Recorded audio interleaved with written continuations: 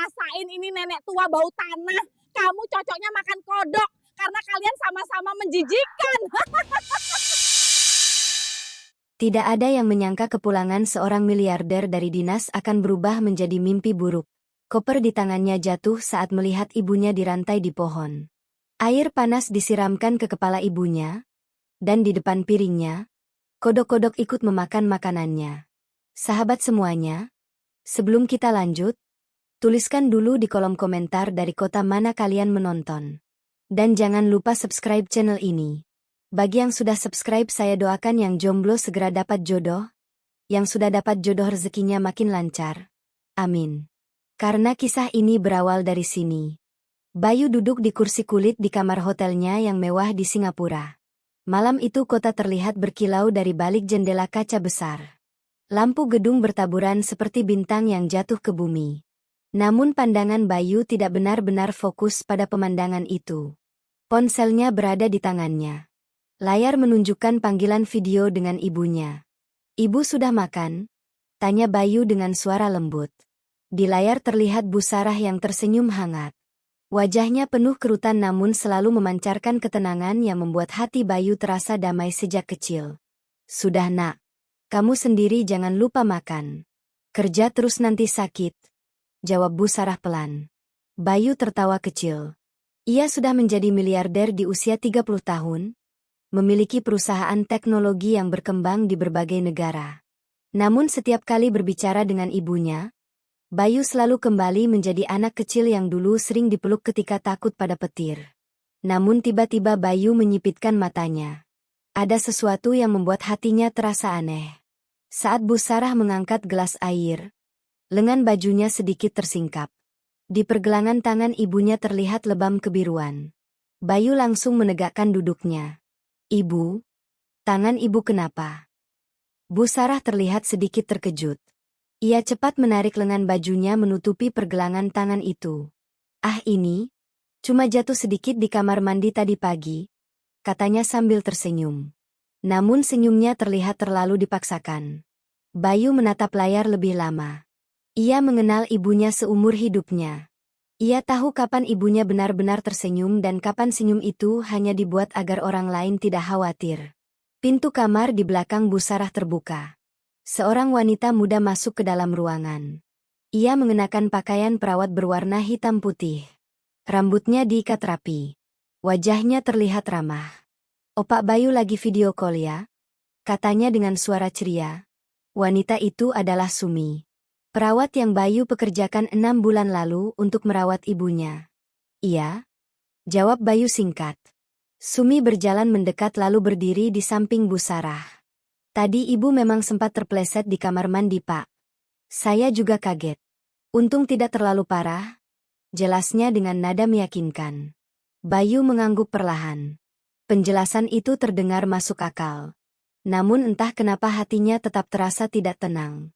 Selama beberapa detik, Bayu hanya diam menatap layar. Di sana ibunya masih tersenyum. Sementara Sumi berdiri di belakangnya dengan ekspresi yang terlihat terlalu tenang. Akhirnya Bayu tersenyum kecil. "Ibu hati-hati ya kalau jalan," katanya. "Iya nak.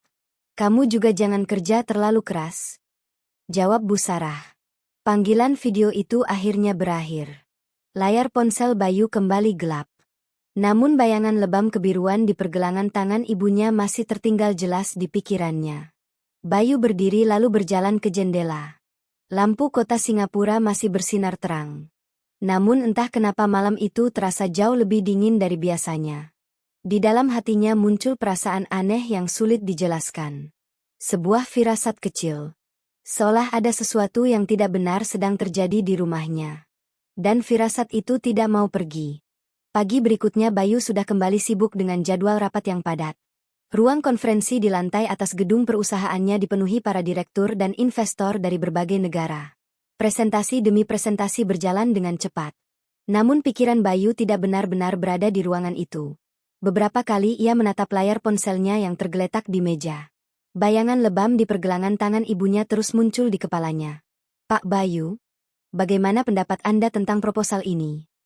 Suara salah satu direktur membuat Bayu kembali sadar. "Ya, bagus. Kita lanjutkan saja, jawabnya singkat. Rapat itu akhirnya selesai menjelang sore. Para tamu mulai meninggalkan ruangan, sementara Bayu tetap duduk di kursinya. Ia menarik napas panjang lalu mengambil ponselnya. Tanpa berpikir lama, ia menekan tombol panggilan video. Beberapa detik kemudian layar ponsel menyala. Bu Sarah muncul di layar dengan senyum yang sama seperti kemarin. "Halo nak," katanya lembut. Namun kali ini Bayu langsung memperhatikan sesuatu yang lain. Ibunya mengenakan baju lengan panjang. Padahal cuaca di kota itu sedang sangat panas. "Ibu lagi di ruang tamu?" tanya Bayu.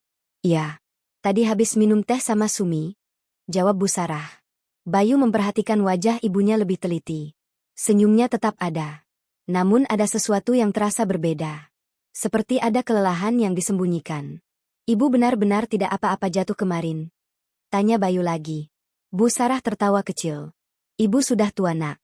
Jatuh sedikit itu biasa." Bayu mengangguk pelan. Saat itulah Sumi kembali muncul di layar.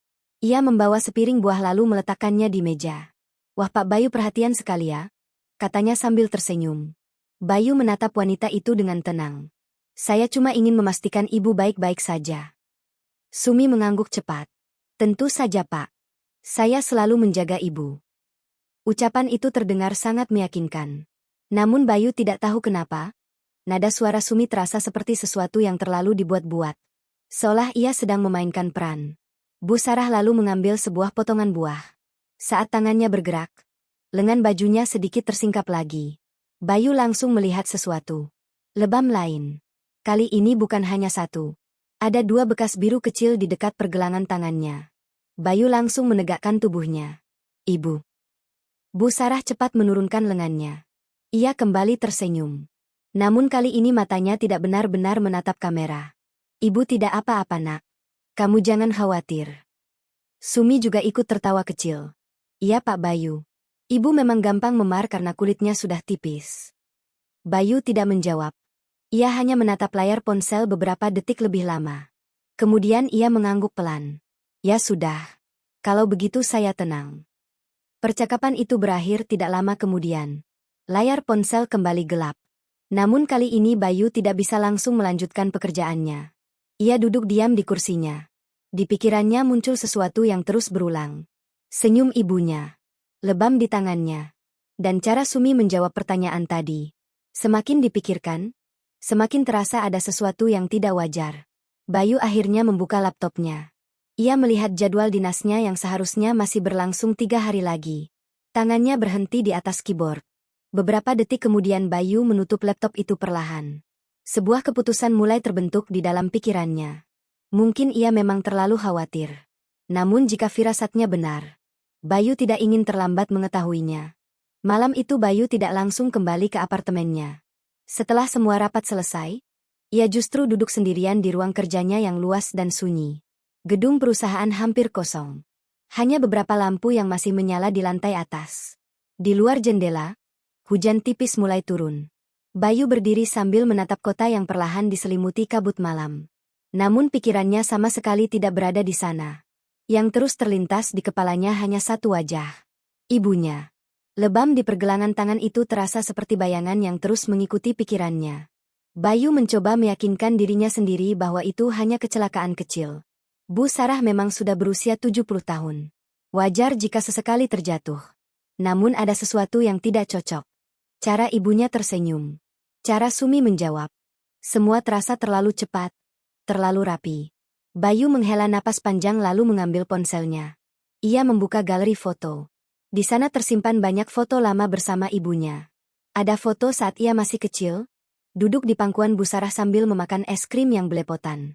Ada juga foto saat ia lulus kuliah, di mana ibunya menangis bangga di tengah keramaian kampus. Bayu tersenyum kecil melihat foto itu. Bu Sarah selalu menjadi satu-satunya orang yang tidak pernah meninggalkannya. Ketika ayahnya meninggal bertahun-tahun lalu, ibunya bekerja keras menjahit pakaian orang hanya agar Bayu bisa terus sekolah. Bayu masih ingat jelas malam-malam panjang ketika ia belajar di meja kecil sementara ibunya menjahit hingga larut. Semua yang ia miliki sekarang berasal dari pengorbanan wanita itu. Dan justru karena itulah Bayu tidak bisa menenangkan hatinya malam ini. Jika benar ada sesuatu yang terjadi pada ibunya, Bayu tidak akan pernah memaafkan dirinya sendiri. Ponselnya tiba-tiba bergetar. Sebuah pesan masuk dari Sumi. Pak Bayu, Ibu sudah tidur. Tadi sempat pusing sedikit tapi sekarang sudah istirahat. Bayu membaca pesan itu beberapa kali. Pusing? Kenapa tiba-tiba pusing? Bayu mengetik balasan. Pusing kenapa? Beberapa detik kemudian balasan datang. Mungkin karena tekanan darah Pak. Usia ibu memang sudah cukup tua. Bayu menatap pesan itu lama. Lagi-lagi jawaban yang terdengar masuk akal. Namun tetap saja tidak menghapus perasaan aneh di dadanya. Bayu meletakkan ponselnya di meja lalu kembali berjalan ke jendela. Hujan di luar semakin deras. Lampu kota terlihat kabur di balik air yang menetes di kaca. Beberapa menit berlalu dalam keheningan. Tiba-tiba Bayu berbalik. Ia berjalan cepat ke meja kerjanya. Laptop kembali dibuka. Jadwal penerbangannya muncul di layar. Awalnya ia memang dijadwalkan pulang 3 hari lagi setelah semua urusan bisnis selesai. Namun kini jari Bayu bergerak cepat di keyboard. Ia mengubah jadwal itu. Penerbangan besok pagi. Tidak ada pemberitahuan kepada siapapun. Termasuk kepada Sumi. Bayu menutup laptop perlahan. Keputusan sudah diambil. Ia akan pulang lebih cepat. Bukan hanya untuk memberikan kejutan kepada ibunya. Tetapi juga untuk memastikan satu hal. Apakah semua yang ia rasakan ini hanya kekhawatiran berlebihan? Atau justru sebuah firasat yang selama ini mencoba memperingatkannya. Pagi itu langit masih berwarna abu-abu ketika mobil Bayu melaju menuju bandara. Jalanan kota masih sepi karena matahari bahkan belum sepenuhnya terbit. Bayu duduk di kursi belakang dengan koper hitam di sampingnya. Di dalam koper itu terdapat sebuah kotak perhiasan yang sangat mahal. Sebuah kalung berlian yang sudah lama ingin ia berikan kepada ibunya. Ia membelinya 2 hari lalu. Awalnya Bayu berencana memberikannya ketika dinasnya selesai minggu depan. Namun kini rencana itu berubah. Bayu tersenyum kecil membayangkan wajah ibunya saat membuka kotak perhiasan itu. Bu Sarah selalu mengatakan bahwa ia tidak butuh barang mahal.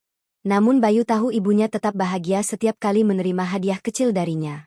Mobil akhirnya berhenti di depan terminal bandara. Bayu keluar dengan langkah cepat. Penerbangan berlangsung tanpa banyak gangguan. Sepanjang perjalanan, Bayu lebih banyak menatap keluar jendela pesawat. Awan putih terlihat seperti hamparan kapas yang luas. Namun pikirannya tetap kembali pada satu hal. Rumah. Beberapa jam kemudian pesawat mendarat. Begitu keluar dari bandara, Bayu langsung masuk ke mobil yang sudah menunggunya. Langsung ke rumah Pak? Tanya sopirnya. Iya. Jangan bilang siapa-siapa kalau saya sudah pulang. Jawab Bayu. Sopir itu mengangguk. Mobil melaju meninggalkan bandara menuju kawasan rumah Bayu yang berada di pinggir kota. Jalanan mulai ramai dengan aktivitas pagi. Namun semakin dekat ke rumah, perasaan Bayu justru semakin aneh. Ia sendiri tidak tahu kenapa. Padahal ia hanya ingin memberikan kejutan. Beberapa waktu kemudian mobil akhirnya memasuki gerbang besar rumahnya. Rumah itu berdiri megah dengan taman luas di sekelilingnya. Tempat itu biasanya selalu terasa hangat setiap kali Bayu pulang. Namun hari ini terasa berbeda. Terlalu sepi. Mobil berhenti di depan pintu utama. Bayu turun sambil membawa koper hitamnya. Ia melangkah masuk ke dalam rumah. Ibu? Panggilnya. Tidak ada jawaban. Bayu berjalan menuju ruang keluarga. Ruangan itu kosong. Ia berjalan ke dapur. Masih kosong. Ibu? Panggilnya lagi sedikit lebih keras. Rumah besar itu hanya menjawab dengan keheningan. Bayu mulai merasa ada sesuatu yang tidak biasa. Biasanya Bu Sarah selalu berada di ruang keluarga pada pagi hari. Jika tidak di sana, biasanya ia sedang menyiram tanaman di taman depan. Namun kali ini tidak ada siapapun. Bayu berjalan menyusuri lorong rumah. Langkahnya mulai sedikit lebih cepat. Tiba-tiba, dari arah belakang rumah terdengar suara. Sebuah suara yang aneh. Seperti benda logam yang jatuh. Kemudian terdengar sesuatu yang lain. Tawa. Tawa seorang wanita. Namun tawa itu tidak terdengar normal. Tawa itu keras, melengking, dan terdengar sangat menyeramkan. Bayu langsung berhenti berjalan. Alisnya mengerut. Tawa itu kembali terdengar. Kali ini lebih jelas. Datangnya dari halaman belakang rumah. Bayu merasakan jantungnya mulai berdetak lebih cepat. Perasaan tidak enak yang sejak tadi menghantuinya kini muncul jauh lebih kuat. Tanpa berpikir lama Bayu mulai berjalan cepat menuju pintu belakang. Langkahnya semakin cepat. Tawa itu masih terdengar. Dan setiap langkah yang ia ambil membuat perasaannya semakin tidak tenang. Bayu akhirnya mencapai pintu yang mengarah ke halaman belakang. Tangannya perlahan mendorong pintu itu terbuka. Dan apa yang ia lihat di sana membuat dunia Bayu seolah berhenti berputar. Pintu belakang terbuka perlahan. Cahaya matahari pagi langsung menyilaukan mata Bayu. Namun hanya dalam 1 detik, tubuhnya membeku. Koper hitam di tangannya terlepas dan jatuh ke lantai dengan suara keras. Di halaman belakang rumahnya, Bayu melihat sesuatu yang tidak pernah ia bayangkan bahkan dalam mimpi terburuknya. Di bawah sebuah pohon besar yang berdiri di tengah halaman, Bu Sarah duduk di tanah. Tubuhnya terlihat sangat lemah. Rambutnya basah dan berantakan. Lehernya dirantai dengan rantai besi yang diikatkan ke batang pohon. Rantai itu berkarat seperti rantai yang biasa dipakai untuk mengikat anjing. Di depan Bu Sarah terdapat sebuah piring logam yang diletakkan langsung di tanah. Piring itu berisi nasi sisa yang sudah kotor. Beberapa ekor kodok besar melompat-lompat di sekitar piring itu. Bahkan 2 di antaranya sudah berada di atas makanan. Tangan Bu Sarah gemetar. Dengan perlahan ia mengambil sedikit nasi dari piring itu. Air mata mengalir di wajahnya. Di sampingnya berdiri Sumi. Wanita itu memegang sebuah ceret logam besar. Dari mulut ceret itu terlihat uap panas masih mengepul. Sumi tertawa keras. Tawa yang tadi Bayu dengar dari dalam rumah.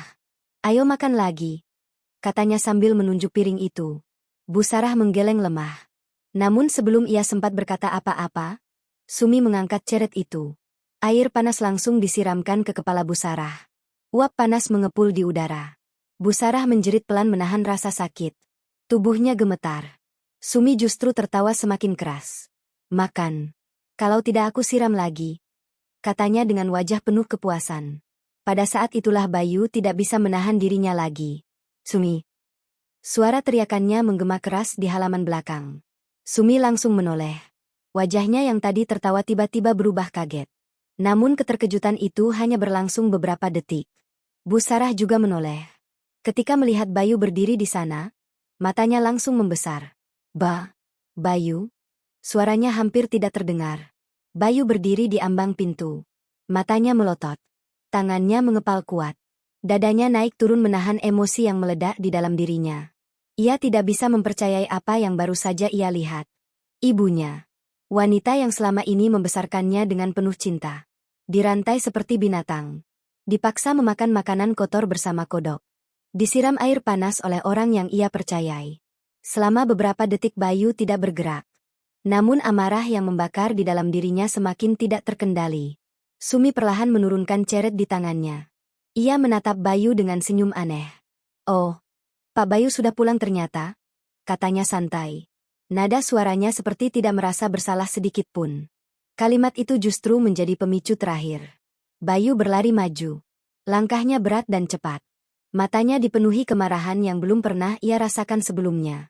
Hari itu, halaman rumah yang selama ini damai akan berubah menjadi tempat di mana amarah seorang anak akhirnya meledak. Bayu berlari dengan langkah berat menuju pohon tempat ibunya dirantai.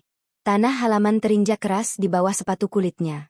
Nafasnya memburu, dadanya terasa panas seperti terbakar.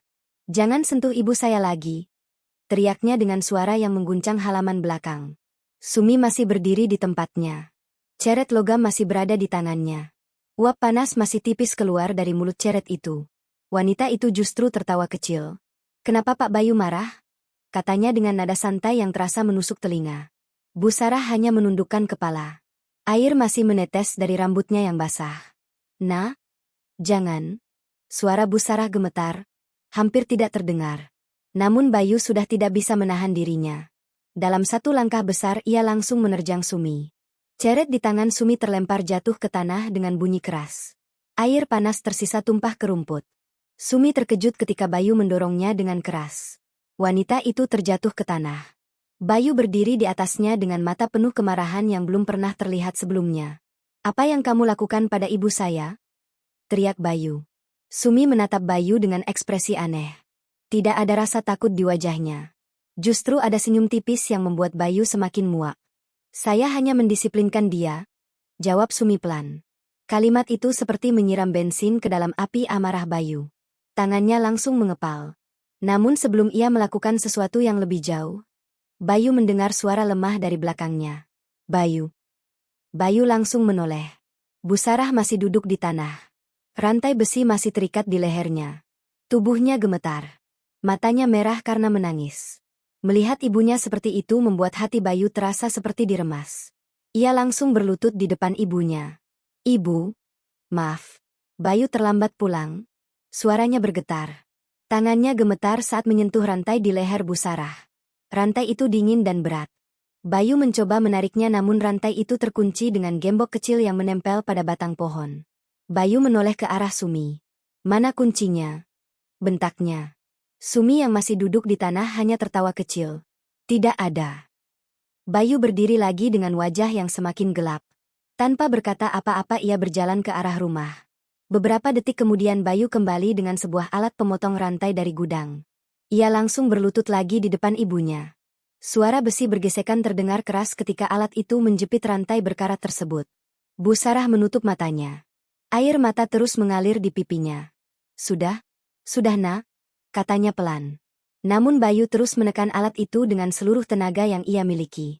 Akhirnya, krak, rantai itu putus. Bayu langsung melepaskan rantai dari leher ibunya dengan hati-hati.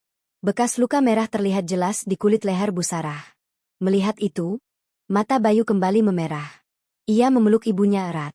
Bu Sarah menangis di bahu anaknya. Untuk pertama kalinya sejak Bayu tiba, halaman belakang itu dipenuhi suara tangisan yang nyata. Namun kedamaian itu tidak berlangsung lama. Dari kejauhan terdengar suara langkah cepat. Beberapa petugas keamanan rumah berlari menuju halaman belakang. Mereka terlihat terkejut melihat keadaan di sana. Bayu perlahan berdiri. Tangannya masih mengepal. Matanya menatap tajam ke arah Sumi yang masih duduk di tanah. Hari itu, tidak ada lagi tempat bagi wanita itu untuk melarikan diri. Langkah para petugas keamanan berhenti begitu mereka melihat keadaan di halaman belakang. Wajah mereka langsung berubah tegang. Di depan mereka, Bu Sarah terlihat sangat lemah. Pakaiannya basah dan kotor. Rantai berkarat masih tergeletak di tanah. Di sekelilingnya beberapa kodok masih melompat-lompat di dekat piring yang berisi sisa makanan. Sementara tidak jauh dari sana, Sumi duduk di tanah dengan wajah yang aneh tenangnya. Bayu berdiri di tengah halaman. Matanya dingin. "Tangkap dia," kata Bayu dengan suara berat. Tidak ada emosi di nada suaranya. Namun justru itulah yang membuat perintah itu terdengar lebih menakutkan. Dua petugas keamanan langsung berjalan mendekat ke arah Sumi. Namun wanita itu tidak melawan. Ia hanya tersenyum kecil. "Pak Bayu terlalu berlebihan," katanya santai. Salah satu petugas langsung memegang kedua tangan Sumi dan menariknya berdiri. Wanita itu tetap tidak menunjukkan rasa takut sedikit pun. Bayu tidak mempedulikannya. Perhatiannya kembali pada ibunya. Ia kembali berlutut di depan Bu Sarah. "Ibu, kita masuk ke dalamnya," katanya lembut. Bu Sarah mengangguk pelan. Tubuhnya masih gemetar. Bayu dengan hati-hati membantu ibunya berdiri. Namun begitu Bu Sarah mencoba melangkah, tubuhnya hampir jatuh karena terlalu lemah. Bayu langsung menopangnya. Tanpa berpikir lama ia mengangkat ibunya dalam pelukan. Bu Sarah terlalu ringan. Jauh lebih ringan dari yang Bayu ingat terakhir kali. Hal itu membuat dada Bayu semakin terasa sesak. Saat berjalan melewati Sumi yang sedang dipegang petugas keamanan, Bayu berhenti sebentar. Ia menatap wanita itu dengan tajam. "Kalau terjadi apa-apa pada ibu saya," suara Bayu sangat pelan. Namun setiap kata terasa seperti ancaman yang berat. "Kamu akan menyesal pernah lahir." Sumi menatapnya. Lalu tertawa kecil. Tawa itu membuat para petugas keamanan saling berpandangan dengan bingung. Bayu tidak berkata apa-apa lagi. Ia langsung membawa ibunya masuk ke dalam rumah. Beberapa menit kemudian sebuah mobil sudah bersiap di depan rumah. Bayu duduk di kursi belakang sambil memeluk ibunya yang masih terlihat lemah. Mobil melaju menuju rumah sakit. Sementara di belakang rumah, para petugas keamanan masih menahan Sumi. Wanita itu duduk di kursi taman dengan tangan terikat. Ia memandang halaman yang kini kosong. Piring kotor dan rantai berkarat masih tergeletak di tanah. Namun wajah Sumi tidak menunjukkan rasa bersalah sedikit pun. Ia justru tersenyum sendiri. Seolah semua yang terjadi tadi hanyalah permainan kecil yang menyenangkan baginya. Sementara itu di dalam mobil, Bayu memegang tangan ibunya dengan erat. Tangannya masih terasa dingin. "Maafkan Bayu, ibu harus mengalami semua ini," bisiknya pelan. Bu Sarah hanya menggeleng lemah. Air mata kembali mengalir di wajahnya. Mobil terus melaju di jalan raya yang semakin ramai. Namun Bayu tidak tahu bahwa kejadian hari itu belum menunjukkan seluruh kebenaran. Karena setelah identitas Sumi mulai diselidiki, sebuah fakta yang jauh lebih mengerikan akan segera terungkap. Mobil berhenti di depan rumah sakit swasta terbesar di kota itu.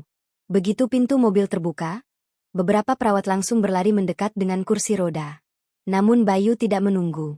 Ia tetap menggendong ibunya masuk ke dalam ruang gawat darurat. "Tolong periksa ibu saya sekarang juga," katanya dengan suara tegas. Para dokter segera membawa Bu Sarah ke ruang pemeriksaan. Bayu hanya bisa berdiri di luar ruangan dengan tangan yang masih gemetar. Pintu ruangan tertutup. Suasana lorong rumah sakit terasa sunyi. Bayu berjalan mondar-mandir di depan pintu sambil mencoba menenangkan pikirannya. Beberapa menit terasa seperti berjam-jam. Bayangan ibunya yang dirantai di pohon terus muncul di kepalanya. Setiap kali mengingatnya, rahangnya langsung mengeras menahan marah. Akhirnya pintu ruangan terbuka. Seorang dokter pria keluar sambil melepas sarung tangan medis. "Anda keluarga pasien?" tanyanya. "Saya anaknya," jawab Bayu cepat. Dokter itu mengangguk. "Ibu Anda mengalami kelelahan berat dan dehidrasi. Ada juga luka lecet di leher akibat tekanan benda keras." Bayu menelan napas. Rantai itu kembali terbayang di pikirannya. Namun dokter belum selesai berbicara. "Kami juga menemukan beberapa memar lama di tangan dan lengan beliau." Bayu langsung menatap dokter itu. "Memar lama?" Dokter mengangguk serius. "Ya, memar itu tidak terjadi hari ini saja. Kemungkinan sudah terjadi beberapa kali dalam beberapa minggu terakhir." Kalimat itu membuat dada Bayu terasa semakin berat. Artinya, semua ini sudah berlangsung cukup lama. Bayu mengepalkan tangannya perlahan. "Apakah ibu saya baik-baik saja sekarang?" Dokter menarik napas pelan. "Untuk sementara kondisinya stabil. Tapi beliau perlu istirahat dan perawatan." Bayu mengangguk. "Saya bisa menemui beliau?" "Tentu." Bayu langsung masuk ke dalam ruangan. Bu Sarah sudah terbaring di tempat tidur rumah sakit. Rambutnya sudah dibersihkan. Lehernya dibalut perban kecil. Ketika melihat Bayu masuk, mata Bu Sarah kembali berkaca-kaca. Bayu mendekat lalu duduk di samping tempat tidur. Ia memegang tangan ibunya dengan lembut. "Ibu, sekarang sudah aman," katanya pelan. Bu Sarah menatap wajah anaknya lama. Air mata kembali mengalir. "Ibu tidak ingin kamu khawatir," katanya dengan suara yang sangat lemah. Bayu menggeleng perlahan. "Ibu kenapa tidak pernah bilang?" Bu Sarah menutup matanya sebentar. Seolah sedang mengumpulkan keberanian untuk berbicara. "Setiap kali ibu ingin cerita, Sumi selalu bilang kamu sedang sibuk kerja," bisiknya. Bayu terdiam. Dadanya terasa semakin sesak. "Dia bilang kalau ibu membuat masalah, kamu akan marah pada ibu." Air mata Bu Sarah jatuh lagi. Bayu menggenggam tangan ibunya lebih erat. "Ibu tidak pernah menjadi masalah bagi Bayu." Suara Bayu sangat pelan, namun penuh emosi yang dalam. Beberapa detik ruangan itu dipenuhi keheningan. Namun tiba-tiba pintu ruangan terbuka lagi. Seorang pria berpakaian rapi masuk ke dalam. Ia adalah kepala keamanan rumah Bayu. "Pak Bayu, kami sudah menyerahkan wanita itu ke polisi," katanya. Bayu perlahan berdiri. Matanya kembali berubah dingin. "Bagus." Namun kepala keamanan itu belum selesai. "Ada satu hal lagi yang perlu Bapak tahu." Bayu menatapnya. "Kami sudah mulai memeriksa identitas wanita itu." Pria itu berhenti sejenak sebelum melanjutkan. "Dan sepertinya, identitasnya tidak benar." Ruangan itu tiba-tiba terasa jauh lebih sunyi. Bayu menatap pria itu dengan tajam. "Maksud kamu?" Kepala keamanan itu menarik napas perlahan. "Perawat bernama Sumi itu, kemungkinan besar bukan orang yang sebenarnya." Ruangan rumah sakit terasa semakin sunyi setelah kepala keamanan itu mengucapkan kalimat terakhirnya. Bayu berdiri dengan wajah tegang. "Jelaskan," katanya singkat. Kepala keamanan itu mendekat sedikit. "Kami mengecek data identitas yang dia berikan saat pertama kali melamar pekerjaan. Kartu identitas, alamat, bahkan sertifikat perawat." Bayu menatapnya tanpa berkedip. "Dan?" Pria itu menggeleng pelan. "Beberapa data tidak cocok." Bayu merasakan sesuatu di dadanya seperti jatuh. Tidak cocok bagaimana? Nomor identitas yang dia gunakan ternyata milik orang lain. Alamat rumahnya juga tidak pernah tercatat di wilayah itu. Bayu terdiam. Sementara di tempat tidur, Bu Sarah mendengarkan percakapan itu dengan wajah bingung. Jadi dia bukan perawat? Tanya Bayu pelan. Kepala keamanan menghela napas. Kami belum tahu pasti. Tapi besar kemungkinan identitas itu palsu. Bayu berjalan menjauh beberapa langkah. Tangannya mengepal. Selama 6 bulan, seorang wanita dengan identitas palsu tinggal di rumahnya. Dan ia mempercayai wanita itu untuk merawat ibunya. Bayu menutup matanya sejenak. Amarah perlahan kembali naik di dalam dirinya. Sekarang dia di mana? Tanya Bayu. Di kantor polisi, Pak. Kami langsung menyerahkannya setelah kejadian tadi. Bayu membuka matanya lagi. Bagus. Namun kepala keamanan itu masih terlihat ragu. Pak, ada satu hal lagi. Bayu menoleh. Apa lagi? Ketika kami menahan dia tadi, sikapnya agak aneh. Bayu mengerutkan alisnya. Aneh bagaimana? Dia tidak terlihat takut sama sekali. Bahkan beberapa kali dia tertawa sendiri. Bayu mengingat kembali wajah Sumi di halaman tadi. Senyum aneh itu. Tawa yang melengking. Bayu merasa ada sesuatu yang jauh lebih gelap di balik semua ini. Di tempat tidur, Bu Sarah memegang tangan anaknya lagi. Bayu, jangan terlalu keras pada orang itu, katanya pelan. Bayu menatap ibunya. Ibu masih membelanya setelah semua yang dia lakukan. Bu Sarah menggeleng perlahan. Ibu hanya tidak ingin kamu berubah karena kemarahan. Bayu tidak langsung menjawab. Ia hanya menatap wajah ibunya yang masih pucat. Lalu perlahan ia mengangguk. Bayu tidak akan berubah. Namun di dalam hatinya, Bayu sudah membuat keputusan.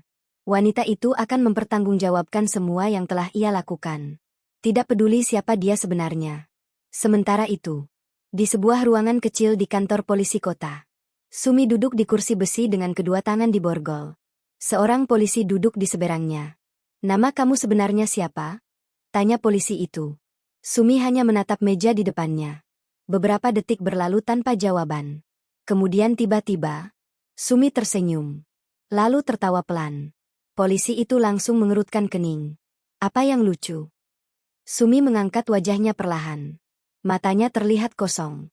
Kalian tidak akan percaya kalau saya bilang. Polisi itu menatapnya tajam. Coba saja. Sumi tertawa lagi. Tawa yang pelan, namun terasa sangat mengganggu. Nama saya, bukan Sumi. Ruangan interogasi di kantor polisi terasa dingin dan sunyi. Lampu putih di langit-langit menyinari meja logam tempat Sumi duduk dengan tangan diborgol. Di hadapannya, seorang penyidik menatap dengan sabar. Kalau begitu, siapa nama kamu sebenarnya? Tanya penyidik itu. Sumi tidak langsung menjawab. Ia hanya memiringkan kepalanya sedikit, seolah sedang memikirkan sesuatu yang lucu. Kemudian senyum tipis muncul di wajahnya. Nama itu cuma label, katanya pelan. Penyidik menghela napas. Kami tidak punya waktu untuk permainan seperti ini. Sumi menatap pria itu dengan mata yang terasa kosong. Orang-orang selalu percaya label. Ia terkekeh kecil. Perawat, pembantu, penjaga, semua itu cuma kata-kata. Penyidik mulai merasa kesabarannya diuji. Kamu menyiksa seorang wanita tua. Itu bukan permainan. Sumi tidak menjawab. Ia hanya menatap meja sambil tersenyum sendiri. Sementara itu di rumah sakit, Bayu berdiri di dekat jendela kamar ibunya. Langit sore mulai berubah warna menjadi jingga. Telepon di tangannya berdering. Bayu langsung menjawab. Ya. Suara kepala keamanan terdengar dari seberang. Pak Bayu, polisi sudah mulai memeriksa wanita itu. Bayu menunggu. Dia mengaku menggunakan identitas palsu. Bayu tidak terkejut. Ia sudah menduganya. Apakah dia mengatakan siapa dirinya sebenarnya? Beberapa detik hening. Belum, Pak. Dia seperti tidak mau menjawab dengan serius. Bayu menatap keluar jendela. Mobil-mobil kecil terlihat bergerak di jalan raya di bawah sana. Namun pikirannya jauh dari pemandangan itu. Teruskan penyelidikannya, kata Bayu pelan. Baik, Pak. Telepon berakhir. Bayu menaruh ponselnya di meja. Ketika ia berbalik, ia melihat ibunya sedang memperhatikannya dari tempat tidur. Mereka menemukan sesuatu? Tanya Bu Sarah pelan. Bayu duduk di kursi di sampingnya. Dia menggunakan identitas palsu. Bu Sarah terlihat terkejut. Jadi dia bukan perawat? Bayu menggeleng perlahan. Beberapa detik mereka hanya diam. Kemudian Bu Sarah berbicara lagi. Sebenarnya, Sejak awal ibu merasa ada yang aneh. Bayu langsung menatap ibunya. Aneh bagaimana? Bu Sarah terlihat ragu. Kadang-kadang dia berbicara sendiri ketika mengira tidak ada orang di rumah. Bayu mengerutkan alis. Berbicara sendiri. Bu Sarah mengangguk pelan. Dan kadang, dia tertawa tanpa alasan. Bayu terdiam. Potongan-potongan kejadian mulai tersusun di kepalanya. Lebam di tangan ibunya. Tawa aneh di halaman belakang. Senyum kosong di wajah Sumi. Sementara itu di kantor polisi. Seorang penyidik lain masuk ke ruang interogasi sambil membawa beberapa berkas. Ia berbisik sesuatu kepada rekannya. Penyidik yang duduk di depan Sumi langsung berdiri. Wajahnya berubah serius. Kami menemukan sesuatu tentang kamu, katanya. Sumi mengangkat alis sedikit. Oh ya? Penyidik itu membuka berkas di tangannya. Beberapa foto lama terlihat di dalamnya.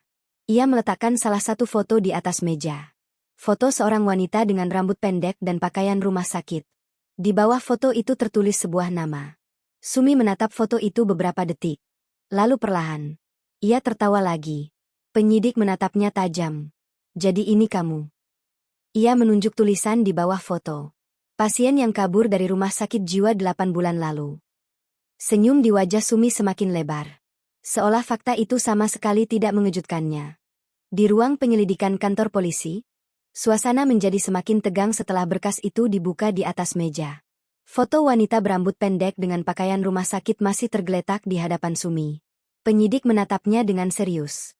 Jadi ini kamu? Katanya sambil mengetuk foto itu dengan jari. Sumi hanya memiringkan kepalanya sedikit. Senyumnya masih sama seperti sebelumnya. Tenang namun terasa sangat mengganggu. Kalian akhirnya menemukannya? Ucapnya pelan. Penyidik membuka halaman berkas berikutnya. Di sana terdapat catatan medis dan laporan dari sebuah rumah sakit jiwa di kota lain. 8 bulan lalu, kata penyidik itu, seorang pasien perempuan melarikan diri dari rumah sakit jiwa negara. Ia membaca nama yang tertulis di berkas. Namanya Ratna Sulastri. Sumi tertawa pelan. Nama yang indah, katanya. Penyidik tidak ikut tersenyum. Kamu dirawat di sana selama 3 tahun. Ia membalik halaman lagi. Diagnosis gangguan delusi kekuasaan dan perilaku sadistis. Ruangan itu terasa semakin sunyi. Seorang polisi lain yang berdiri di sudut ruangan ikut menatap Sumi dengan ekspresi tidak percaya. Laporan dokter menyebutkan kamu sering merasa diri lebih tinggi dari orang lain. Lanjut penyidik itu. Dan kamu mendapatkan kepuasan saat mengendalikan atau menyiksa orang yang lebih lemah. Sumi menatap berkas itu dengan santai. Mereka suka memberi label pada orang, katanya. Penyidik mengabaikan komentar itu. 8 bulan lalu kamu melarikan diri dari fasilitas itu. Ia mengangkat satu foto lain. Foto gerbang rumah sakit jiwa yang terbuka pada malam hari. Setelah itu kamu menghilang tanpa jejak. Sumi menyandarkan punggungnya ke kursi. Matanya menatap langit-langit. Dunia di luar sana ternyata sangat mudah ditipu, katanya pelan. Orang-orang kaya selalu percaya jika seseorang memakai seragam yang rapi. Penyidik menatapnya dengan tajam. Jadi kamu sengaja mencari rumah orang kaya? Sumi menoleh kembali. Senyumnya melebar. Tempat yang besar, dengan orang tua yang lemah, dan anak yang jarang pulang. Ia terkekeh kecil. Tempat yang sempurna untuk bermain. Sementara itu di rumah sakit, Bayu berdiri di koridor sambil memegang ponsel. Suara seorang penyidik terdengar dari seberang telepon. Pak Bayu, kami sudah mengetahui identitas sebenarnya wanita itu. Bayu menunggu dengan wajah dingin. Dia adalah pasien rumah sakit jiwa yang melarikan diri. Beberapa detik Bayu tidak berkata apa-apa. Seberapa parah? Tanyanya akhirnya. Penyidik menarik napas. Menurut catatan medisnya, cukup berat. Bayu menutup matanya sebentar. Bayangan ibunya yang dipaksa makan makanan kotor kembali muncul di kepalanya. Apa yang akan kalian lakukan sekarang? Tanya Bayu. Secara hukum dia harus dikembalikan dulu ke rumah sakit jiwa untuk evaluasi medis. Bayu membuka matanya lagi. Tatapannya menjadi sangat dingin. Pastikan satu hal. Apa itu, Pak? Pastikan dia tidak pernah bisa kabur lagi. Beberapa jam kemudian, Sumi akhirnya dibawa keluar dari kantor polisi. Tangannya masih diborgol. Mobil khusus dari rumah sakit jiwa sudah menunggu di depan. Petugas medis berseragam putih berdiri di samping kendaraan. Sumi melihat mobil itu. Ia tidak terlihat takut. Justru senyumnya semakin lebar. Saat petugas membuka pintu mobil, Sumi sempat menoleh ke arah langit malam. Permainan ini belum selesai, bisiknya pelan.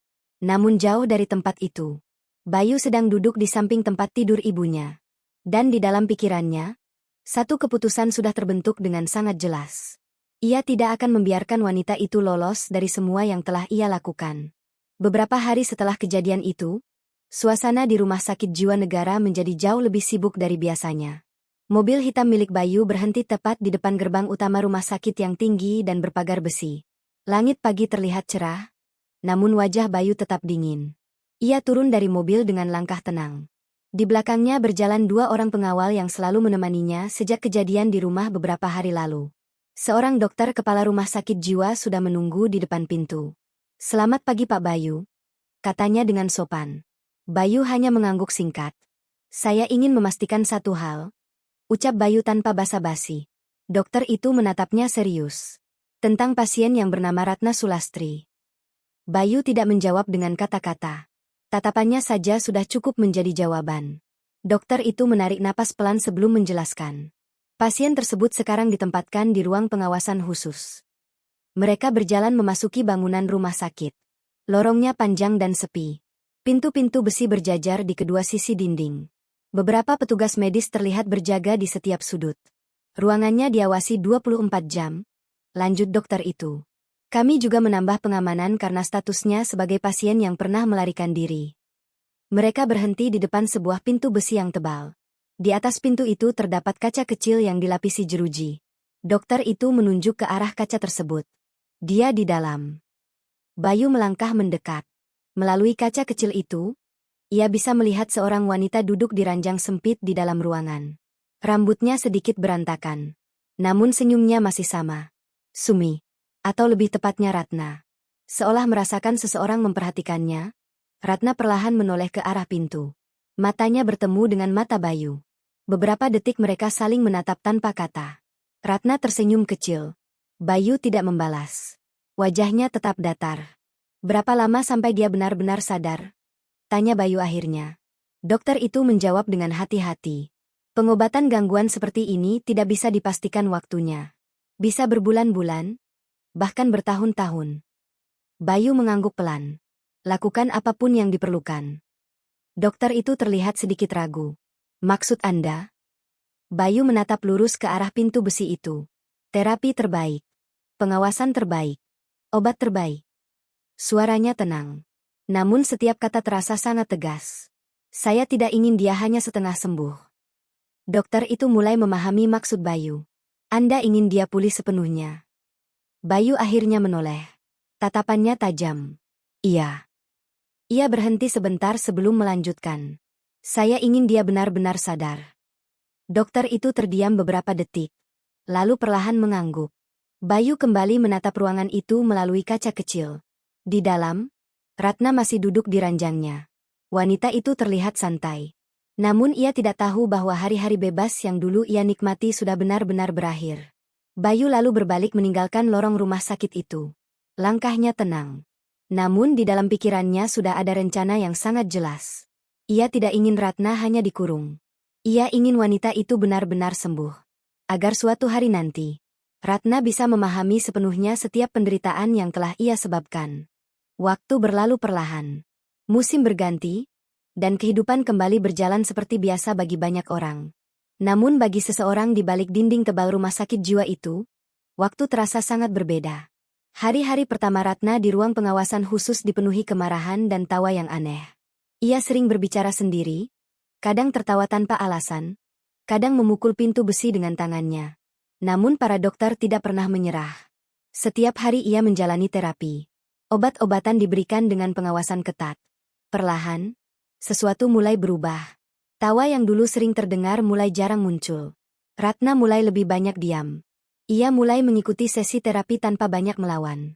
Dokter-dokter mencatat setiap perubahan kecil dalam catatan medis mereka.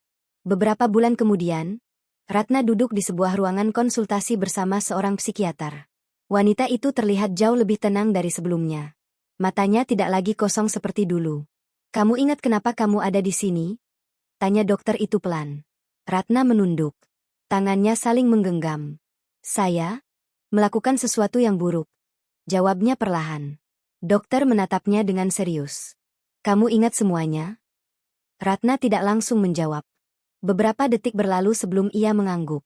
Air mata mulai muncul di sudut matanya. Bayangan-bayangan masa lalu kembali muncul di kepalanya. Halaman belakang rumah itu. Seorang wanita tua yang dirantai. Piring makanan kotor. Dan dirinya sendiri yang tertawa sambil memegang ceret air panas. Ratna menutup wajahnya dengan kedua tangan. Tubuhnya mulai gemetar. Saya melakukan itu semua. Bisiknya dengan suara yang hampir tidak terdengar. Dokter itu tidak mengatakan apa-apa. Ia hanya mencatat sesuatu di berkas di tangannya. Beberapa minggu setelah itu, tim medis mengadakan rapat evaluasi. Para dokter duduk mengelilingi meja panjang dengan berkas Ratna di depan mereka. Kondisinya sudah jauh lebih stabil, kata salah satu psikiater. Delusinya sudah berkurang secara signifikan. Dokter kepala rumah sakit kemudian mengangguk. Secara medis, dia sudah mulai sadar penuh terhadap perbuatannya. Keputusan akhirnya diambil. Beberapa hari kemudian, Bayu kembali datang ke rumah sakit jiwa itu. Dokter kepala menyambutnya di ruang kantor. Kami sudah melakukan evaluasi terakhir, katanya. Bayu menunggu dengan tenang. Dokter itu menatapnya sebelum melanjutkan. Pasien Ratna Sulastri kini dinyatakan pulih secara mental.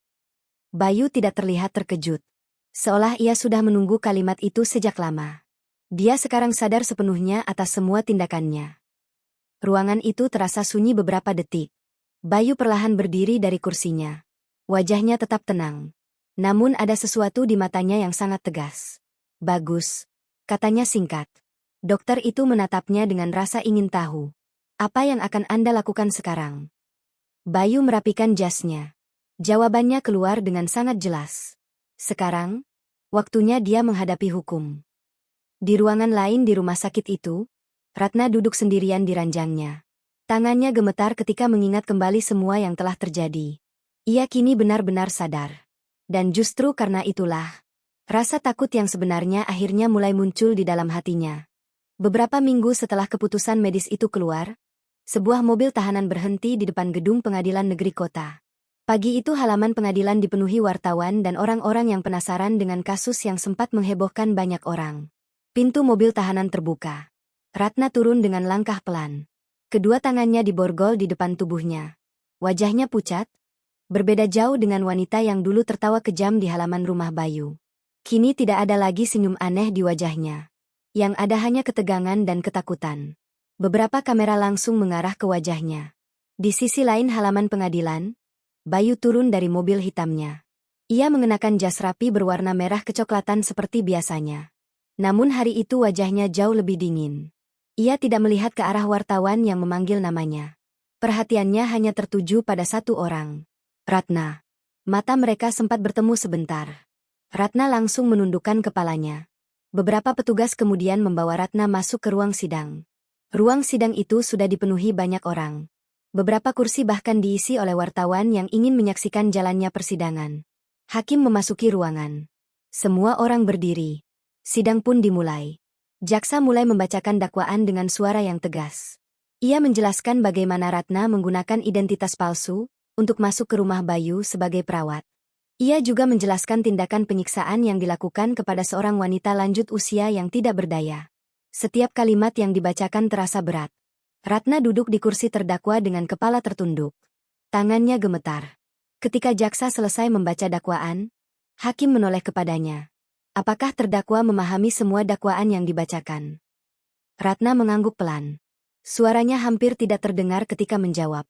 Ya, saya memahami. Sidang berlanjut dengan menghadirkan beberapa saksi. Salah satunya adalah kepala keamanan rumah Bayu yang pertama kali menahan Ratna di halaman belakang. Saksi lain adalah dokter yang memeriksa Bu Sarah di rumah sakit. Namun momen yang paling membuat ruang sidang menjadi sunyi adalah ketika Bu Sarah sendiri dipanggil sebagai saksi. Wanita tua itu berjalan perlahan menuju kursi saksi dengan didampingi Bayu. Meski langkahnya pelan, wajahnya terlihat jauh lebih tenang dibandingkan beberapa bulan sebelumnya. Hakim mempersilakannya memberikan keterangan. Bu Sarah menatap sebentar ke arah Ratna. Ratna tidak berani menatap balik. Dengan suara yang lembut namun jelas, Bu Sarah menceritakan semua yang telah terjadi. tentang rantai di lehernya, tentang makanan kotor yang dipaksa ia makan, tentang air panas yang disiramkan ke kepalanya. Beberapa orang di ruang sidang terlihat menahan napas mendengar cerita itu. Setelah semua saksi selesai memberikan keterangan, sidang memasuki tahap keputusan. Hakim membaca berkas di depannya sebelum akhirnya mengangkat wajah.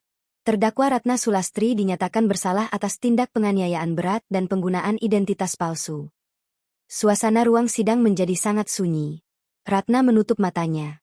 Hakim melanjutkan dengan suara tegas. Pengadilan menjatuhkan hukuman penjara sesuai ketentuan hukum yang berlaku. Palu hakim diketuk. Suara itu menggema di seluruh ruangan. Sidang selesai. Ratna tetap duduk di kursinya beberapa detik. Air mata mulai mengalir di wajahnya. Kini ia benar-benar sadar. Dan kesadaran itu membuat setiap detik terasa jauh lebih berat. Sementara itu Bayu berdiri di belakang ruangan bersama ibunya. Ia tidak mengatakan apa-apa. Namun untuk pertama kalinya sejak hari kejadian itu, ada sedikit ketenangan yang kembali muncul di wajahnya. Beberapa bulan setelah persidangan itu, suasana di rumah Bayu berubah jauh berbeda dari sebelumnya. Halaman rumah yang dulu menjadi tempat kejadian yang menyakitkan kini tampak jauh lebih rapi dan damai. Pohon besar yang pernah menjadi tempat Bu Sarah dirantai masih berdiri di sana. Namun tanah di sekitarnya sudah ditata ulang menjadi taman kecil dengan bunga-bunga berwarna cerah. Tidak ada lagi rantai. Tidak ada lagi bayangan kelam dari masa lalu. Sore itu matahari bersinar hangat di antara dedaunan. Di sebuah bangku taman, Bu Sarah duduk dengan selimut tipis di bahunya. Wajahnya terlihat lebih sehat. Kerutan di wajahnya tetap ada, namun kini sering dihiasi senyum yang lebih tenang. Di sampingnya, Bayu duduk sambil memegang sebuah mangkuk kecil berisi bubur hangat.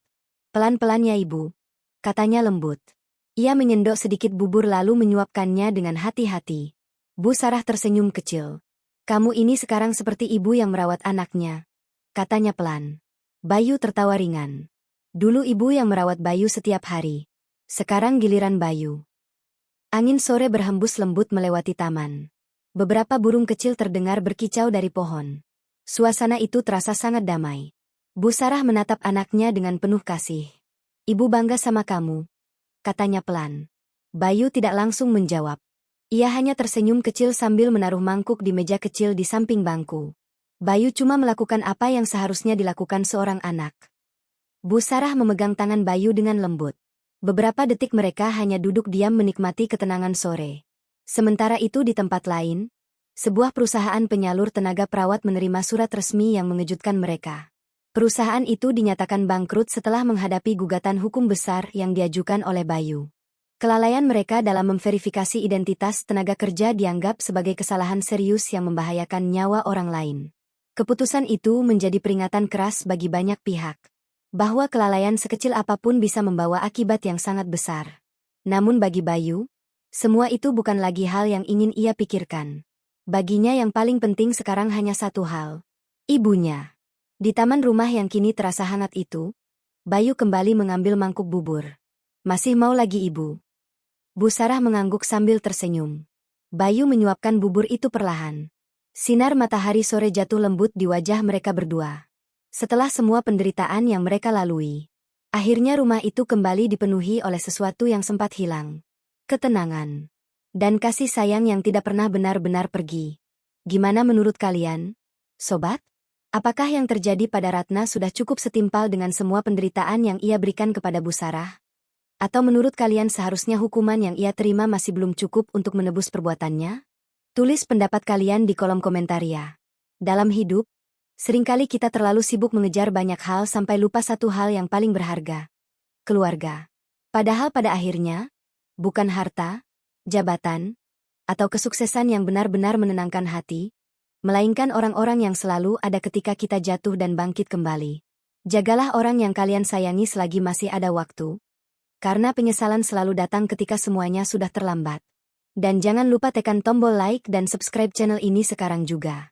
Karena setiap like dan subscribe dari kalian adalah doa agar kami terus bisa menyampaikan cerita-cerita kehidupan yang penuh makna. Sampai jumpa di cerita mengharukan berikutnya.